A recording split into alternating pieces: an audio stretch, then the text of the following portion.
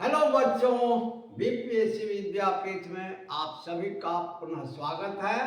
और आज विद्यापीठ आप सभी के समक्ष इंडियन जुडिशियरी से रिलेटेड एक बहुत ही महत्वपूर्ण टॉपिक को लेकर आया है, ताकि पीटी और मेन दोनों में आपके सवाल सॉल्व हों। चूँकि कुछ टॉपिक्स काफ़ी टिपिकल एंड आर्गुमेंटेटिव होते हैं, तो आर्गुमेंटेटिव टॉपिक्स पर ऑब्जेक्टिव क्वेश्चन बनाना या सब्जेक्टिव लिखना ये बड़ी माने टफ टास्क है। तो टफ टास्क को कैसे आसान बनाया जाए, आज बीपीएससी विद्यापीठ एक टफ टास्क को आपके सामने आसान बनाकर प्रस्तुत करेगा और विश्वास है कि आपको समझ में सहजता से सिंपली आप इसको अंडरस्टैंड कर सकते हैं। और देखिए कि हर देश की अपनी अपनी शासन व्यवस्था है और शासन के जो अंग हैं, विधायिका, कार्यपालिका और न्यायपालिका, लेजिस्लेटिव, एग्जीक्यूटिव एंड जुडिशियरी, सबकी अपनी अपनी पहचान है।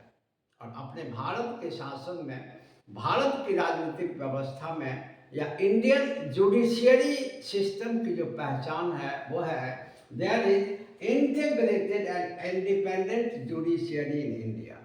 तो जब ऑब्जेक्टिव में क्वेश्चंस पूछे जाते हैं तो क्वेश्चन का फॉर्मेट होता है कि निम्नांकित में कौन सी विशेषताएं इंडियन जुडिशियरी के इंडिपेंडेंस एंड इंटीग्रेशन को शो करता है या डिनोट करता है। और दूसरा लॉन्ग में पूछता है कि आप उदाहरणों द्वारा स्पष्ट करें या संवैधानिक प्रावधानों द्वारा, कॉन्स्टिट्यूशनल प्रोविजंस द्वारा स्पष्ट करें कि भारत में एकीकृत और स्वतंत्र न्यायपालिका है। There is integrated and independent judiciary exist in India. Explain it with the provisions of the constitution. तो इसमें ऑब्जेक्टिव कैसे बनाएं और सब्जेक्टिव को कैसे लिखें, उसी से रिलेटेड आर्गुमेंटेटिव टॉपिक को लेकर आपके सामने विद्यापीठ उपस्थित है। और मेरा विश्वास है कि कम से कम समय में आप इस चीज़ को बढ़िया से पीटी लेवल और मेन लेवल के सीख जाएंगे। ध्यान दें कि इसकी दो पहचान, इंटीग्रेटेड एकीकृत एंड इंडिपेंडेंट स्वतंत्र। एक्चुअली सबसे पहले देखें कि क्यों इंडियन जुडिशियरी को इंटीग्रेटेड या एकीकृत कहा जाता है। तो इंडियन जुडिशियरी सिस्टम को एकीकृत कहा जाता है, इसीलिए इंटीग्रेटेड इसीलिए कहा जाता है कि सभी न्यायिक स्तर एक दूसरे से जुड़े हुए हैं। केवल न्यायिक सुविधा के लिए न्यायालय को विभिन्न स्तरों में बांटा गया है, जिनमें सबसे ऊपर में सुप्रीम कोर्ट आता है, इसके नीचे सुप्रीम कोर्ट आता है और सुप्रीम कोर्ट के नीचे हाई कोर्ट्स आते हैं एंड हाई कोर्ट्स के नीचे लोअर कोर्ट्स आते हैं।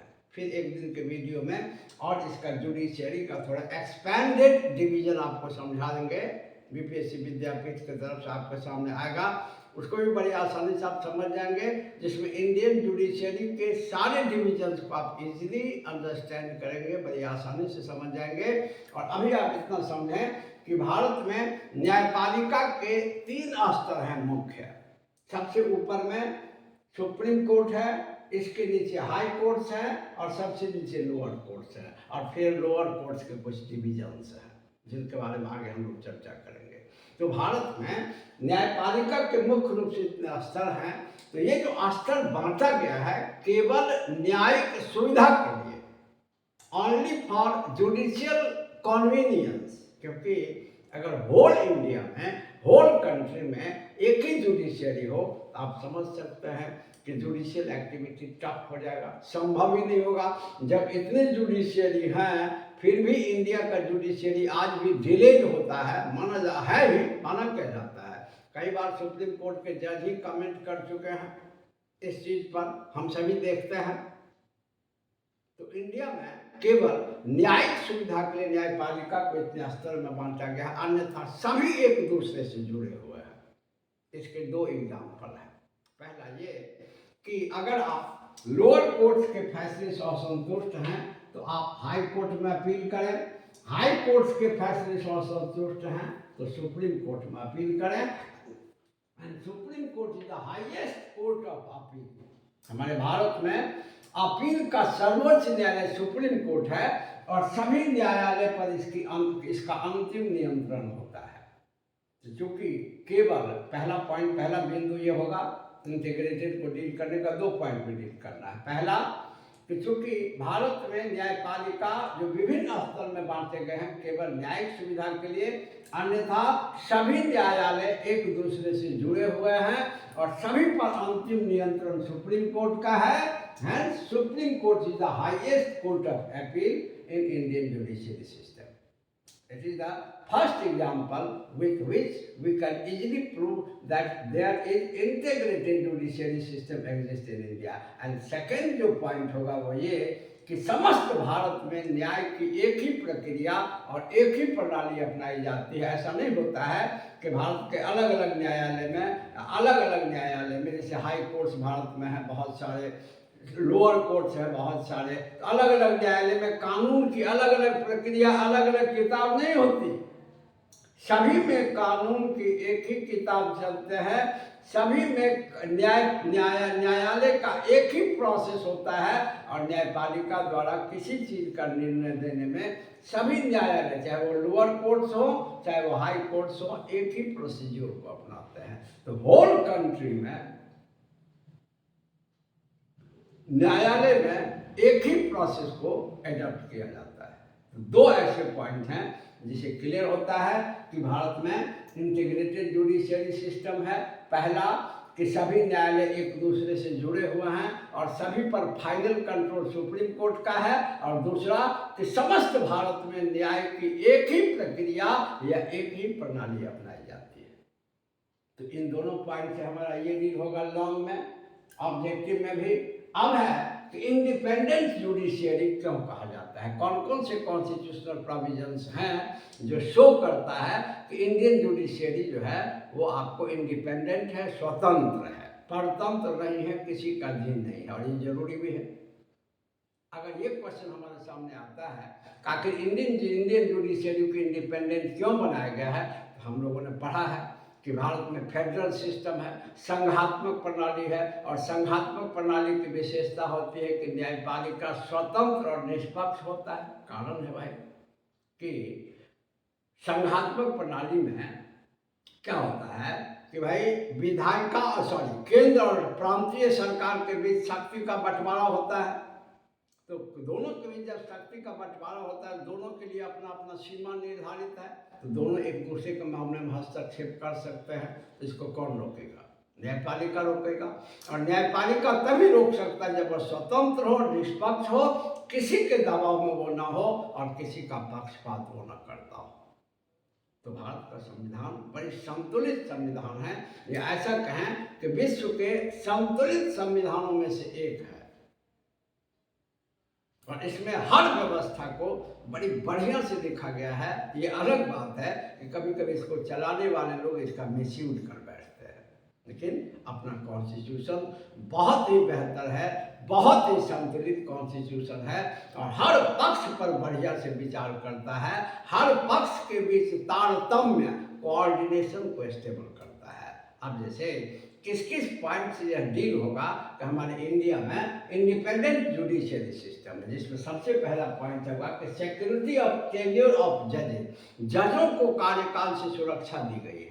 इसमें विधायिका कुछ नहीं कर सकती, संविधान निर्धारित करता है, और कार्यकाल से पहले उन्हें तभी हटाया जा सकता है जब उन्होंने कदाचार किया हो या कोई मिसबिहेव किया हो, जो संविधान ही लिखता है। उनको हटाने का एक सर्टेन प्रोसेस संविधान ही डिसाइड करता है, विधायिका या कार्यपालिका मनमाने ढंग से नहीं कर सकती। तो जजेज का जो टेन्योर होता है ये एकदम सिक्योर होता है, इसको कोई नहीं कर सकता है। एक बार आप गौर कीजिए, अभी अभी ये आपको विधायिका द्वारा जो ये न्यायिक नियुक्ति, राष्ट्रीय न्यायिक नियुक्ति आयोग बनाया गया था, जिसमें विधायिका और कार्यपालिका का हस्तक्षेप का प्रयास किया गया, तो निरस्त कर दिया गया। नो, इसके टेन्योर में, इसके प्रोसीजर में कोई इंटरफेयर नहीं कर सकता। ये बोल्ड होकर के अपना वर्क करेगा। इसके बाद दूसरा है कि expenses are charge on the consolidated fund of India. Consolidated fund तो आप सभी जानिए कि न्यायपालिका के जो व्यय हैं, खर्च हैं, इसमें कार्यपालिका या विधायिका कमी नहीं कर सकती। आप सभी जानते हैं कि सुप्रीम कोर्ट के न्यायाधीशों के वेतन भत्ते केंद्र सरकार के कंसोलिडेटेड फंड, जिसको हिंदी में संचित निधि कहते हैं, पर भारित होता है, चार्ज होता है। और आप सभी जानते हैं कि भारित खर्च उसे कहा जाता है जिसमें कटौती नहीं किया जा सकता, जिस पर विधायिका में मतदान नहीं होता। नहीं तो जजेस को ये डर लगा रहेगा कि अगर हम किसी का फेवर नहीं करें, किसी की बात नहीं माने, नेताओं की या मंत्रियों की, तो हमारे वेतन में कटौती हो सकती है। नो, हमारा कॉन्स्टिट्यूशन ही लिख देता है कि जजेस का, सुप्रीम कोर्ट, हाई कोर्ट के जजेस का जो एक्सपेंसेज होगा, जुडिशरी का जो एक्सपेंसेज होगा, वो कार्यपालिका और विधायिका के बस की बात नहीं है उसमें कमी करना।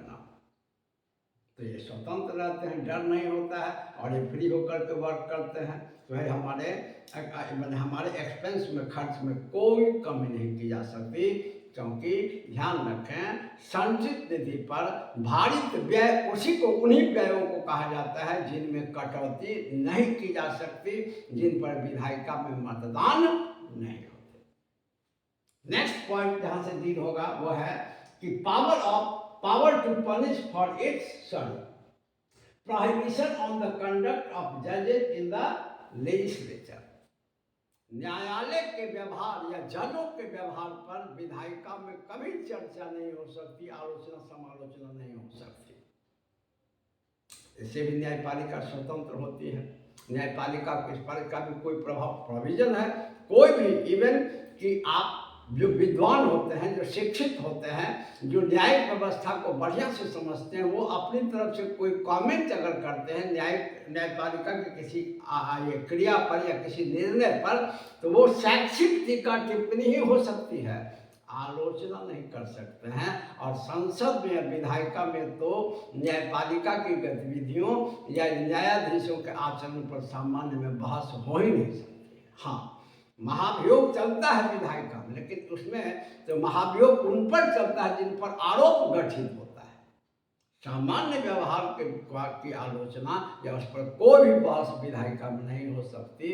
विद्वान भी, अन्य नागरिक भी केवल शैक्षिक टीका टिप्पणी कर सकते हैं। तो यहाँ भी न्यायपालिका को संरक्षण प्राप्त है। इसके बाद है कि power to punish for its content. आप सभी जानते हैं कि न्यायपालिका के द्वारा दिए गए किसी भी फैसले का अगर आप अवमानना करते हैं तो दंड के भागी होंगे, संविधान ही लिखता है। और आपको न्यायपालिका कभी भी आदेश देकर के कोई भी मुख्य डॉक्यूमेंट मंगा सकती है और आप उस पर कोई कमेंट भी नहीं करेंगे। और अगर आप उसके आदेश का अनुपालन आपने नहीं किया, चाहे भारत की कोई भी संस्था हो, तो दंड मिलेगा। अभी इसका बहुत अच्छा एग्जाम्पल आपने देखा होगा कि इलेक्टोरल बॉन्ड के संदर्भ में सुप्रीम कोर्ट ने मांगा था SBI से डेटा हमको प्रोवाइड कराइए कि किनको किनको कितना चंदा मिला है। तो कुछ दिन आनाकानी कर रही थी SBI, ये स्टेट बैंक ऑफ इंडिया, और तुरंत सुप्रीम कोर्ट ने जब सख्त रवैया अपनाया तो एक दिन के अंदर सारा डेटा प्रोवाइड करा दिया गया, नहीं तो अवमानना का मामला होता और दंड देता।